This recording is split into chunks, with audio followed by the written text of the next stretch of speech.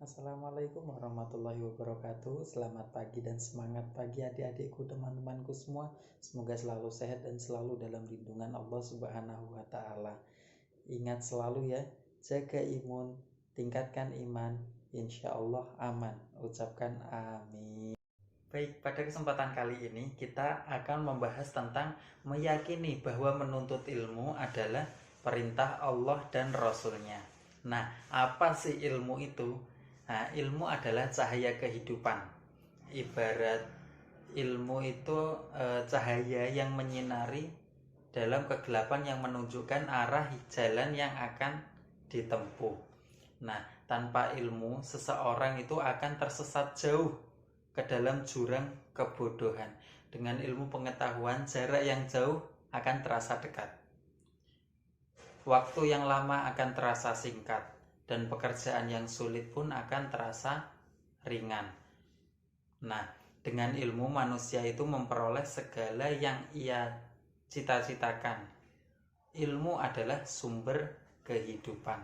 Alam raya yang Allah Subhanahu wa Ta'ala ciptakan ini penuh dengan berbagai macam rahasia yang dikandungnya. Bumi, langit, laut, dan yang ada di sekitarnya adalah bagian dari alam raya yang harus dimanfaatkan untuk kepentingan bersama. Bagaimana dapat mengetahui rahasia yang ada di perut bumi, di dalam lautan, dan di ruang angkasa jika tidak melalui ilmu pengetahuan? Oleh karena itu, sungguhlah Allah Subhanahu wa Ta'ala itu menjadikan manusia sebagai wakilnya di muka bumi ini. Karena manusia memiliki potensi pengetahuan untuk mengelola, mengurus, memanfaatkan alam raya yang Allah ciptakan. Nah, agama Islam sendiri memandang bahwa ilmu pengetahuan itu adalah hal yang sangat penting. Orang-orang yang memiliki pengetahuan Allah Subhanahu wa Ta'ala menjanjikan dengan derajat yang tinggi di sisinya, apalagi di sisi manusia lainnya. Demikian pula Rasulullah Shallallahu Alaihi Wasallam menganjurkan setiap umat Islam agar menuntut ilmu setinggi-tingginya. Rasulullah Shallallahu Alaihi Wasallam itu menyatakan bahwa orang-orang yang menuntut ilmu itu pahalanya sama besar dengan orang yang berjihad di jalan Allah. Nah, bahkan Rasulullah sendiri memerintahkan agar menuntut ilmu itu tidak dilakukan di negeri terdekat saja, tetapi Allah memerintahkan mencari ilmu itu harus dengan jarak yang jauh, yang sangat jauh. Nah, carilah ilmu hingga ke negeri Cina. Demikian sabda sebagai motivasi kepada umat Islam untuk selalu menuntut ilmu. Mengenai jarak, ada ungkapan yang menyatakan bahwa tuntutlah ilmu walau hingga ke negeri Cina. Nah, demikian pula dalam hal waktu. Islam mengajarkan bahwa menuntut ilmu itu dimulai sejak lahir hingga ke liang lahat. Nah, selanjutnya memahami makna menuntut ilmu dan keutamaannya. Yang pertama yaitu kewajiban menuntut ilmu. Nah, menuntut ilmu atau belajar adalah kewajiban setiap orang Islam. Banyak sekali dalam ayat Al-Quran atau hadis Rasulullah Shallallahu Alaihi Wasallam yang menjelaskan tentang kewajiban belajar. Baik kewajiban tersebut ditunjukkan kepada laki-laki maupun perempuan. Nah, bahkan wahyu yang pertama diterima oleh Nabi Shallallahu Alaihi Wasallam itu adalah perintah untuk membaca atau belajar. Atau dalam Quran surat Iqra, kewajiban menuntut ilmu bagi laki-laki dan perempuan itu menandakan bahwa agama Islam itu tidak membeda-bedakan hak dan kewajibannya karena jenis kelaminnya. Nah, walau memang ada beberapa kewajiban yang diperintahkan Allah Subhanahu wa Ta'ala dan Rasulnya yang membedakan laki-laki dengan perempuan, akan tetapi dalam menuntut ilmu semua memiliki kewajiban dan hak yang sama antara laki-laki dan perempuan. Nah, laki-laki dan perempuan sama-sama sebagai khalifah di muka bumi dan sebagai abid atau hamba.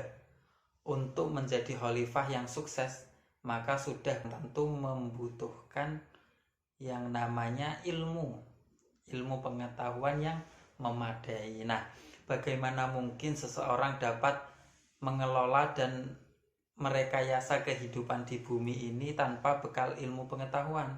Demikian pula sebagai hamba untuk mencapai tingkat keyakinan atau keimanan tertinggi kepada Allah Subhanahu wa Ta'ala dan makhluk-makhluknya yang gaib, dibutuhkan ilmu pengetahuan yang luas. Kedua, ada hukum menuntut ilmu. Istilah ilmu mencangkup seluruh pengetahuan yang tidak diketahui manusia, baik yang bermanfaat maupun yang tidak bermanfaat. Ya, karena ada dua, fardu kifayah dan fardu ain.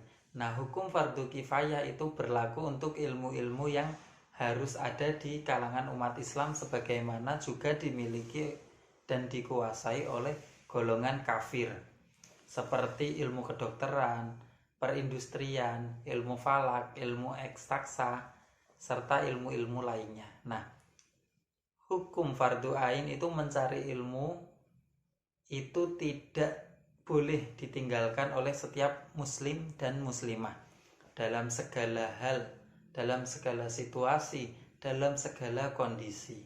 Seperti ilmu mengenal Allah Subhanahu wa Ta'ala dengan segala sifatnya, kemudian ilmu tentang tata cara bagaimana beribadah itu, dan lain sebagainya. Kemudian yang ketiga, ada keutamaan orang yang menuntut ilmu. Nah, orang-orang yang menuntut ilmu itu mengajarkan, diberikan keutamaan oleh Allah Subhanahu wa Ta'ala dan Rasulnya dengan derajat yang tinggi di sisi Allah. Nah, yang pertama itu diberikan derajat yang tinggi di sisi Allah Subhanahu wa Ta'ala dalam Quran surat Al-Mujadilah ayat 11. Kemudian yang kedua itu diberikan pahala yang besar di hari kiamat. Yang ketiga itu merupakan sedekah yang paling utama. Yang keempat, lebih utama dari orang yang ahli ibadah. Yang kelima itu lebih utama dari sholat 1000 rakaat. Yang keenam itu diberikan pahala seperti orang yang sedang jihad di jalan Allah. Kemudian yang terakhir itu dinaungi oleh malaikat pembawa rahmat dan dimudahkan jalan menuju ke surga. Nah, ayat Al-Quran dan hadis mengenai ilmu pengetahuan itu ada dalam Quran surat At-Taubah ayat 122. Dalam ayat tersebut Allah Subhanahu wa Ta'ala itu menerangkan bahwa tidak perlu semua orang mukmin berangkat ke medan perang apabila peperangan itu dapat dilakukan oleh sebagian muslimin. Nah, tetapi harus ada pembagian tugas.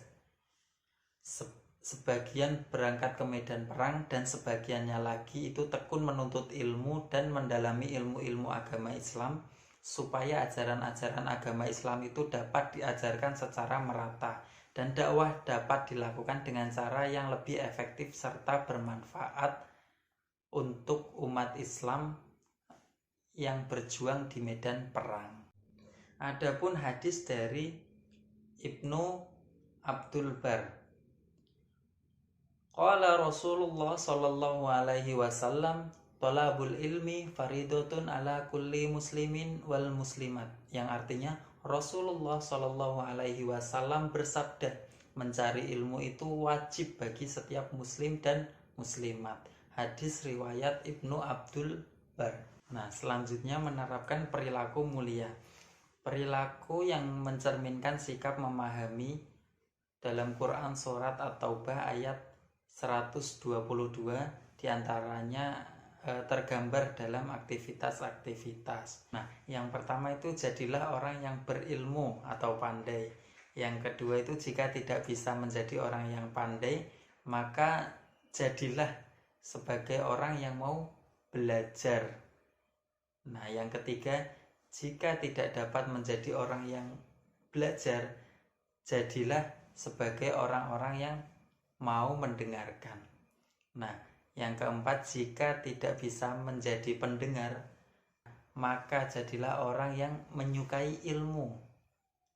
Yang kelima itu janganlah menjadi orang yang kelima, yaitu sudah tidak berilmu, tidak belajar, tidak mau mendengar, dan tidak mau menyukai ilmu, maka akan menjadi orang yang celaka.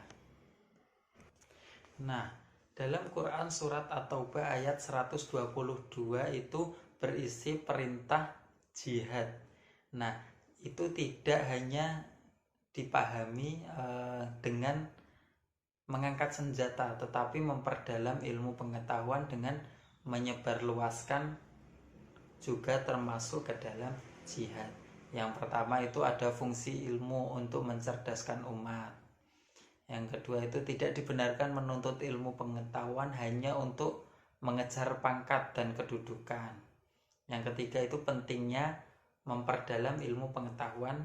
Yang keempat, jadi acuan kita untuk berhubungan dan berkewajiban belajar dan mengajar.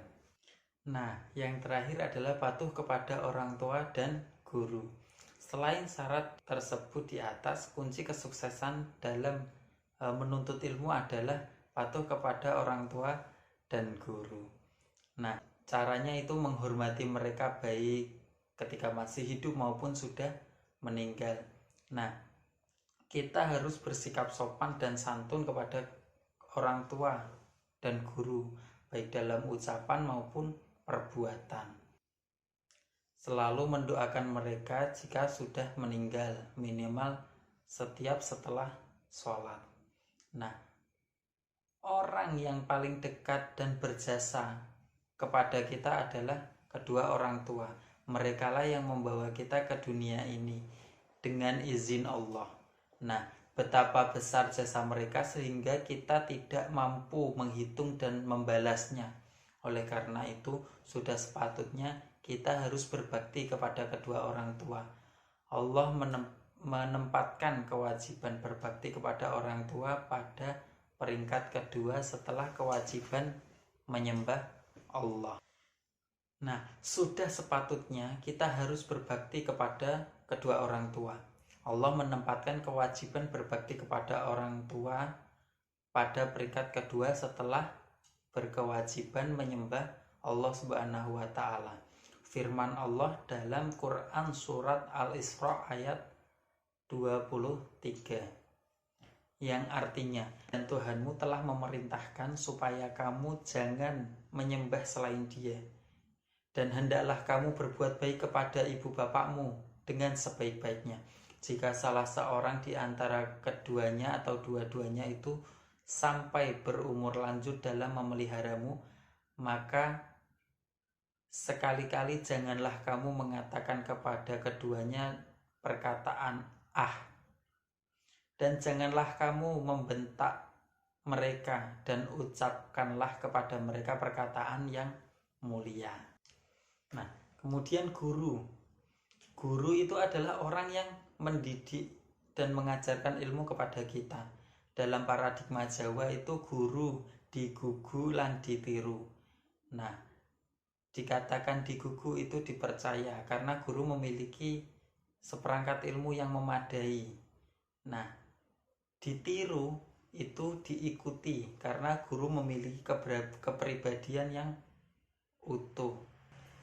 Guru yang menjadikan kita orang yang pandai dan memahami ilmu pengetahuan sehingga tidak akan memperoleh kedudukan yang tinggi di hadapan Allah dan manusia sebagaimana firman Allah dalam Quran surat Al-Mujadilah ayat 11. Itu tadi materi yang sudah kita pelajari, yaitu meyakini bahwa menuntut ilmu adalah perintah Allah Subhanahu wa Ta'ala dan Rasul-Nya. Demikian yang dapat saya sampaikan pada materi pertemuan kali ini. Semoga bermanfaat dan ilmunya juga berkah. Tetap ingat ya, dalam kondisi seperti ini kita harus jaga imun, tingkatkan iman, insya Allah aman. Ucapkan amin. Akhir kata, Wallahul muwaffiq ila aqwamit thoriq. Wassalamualaikum warahmatullahi wabarakatuh.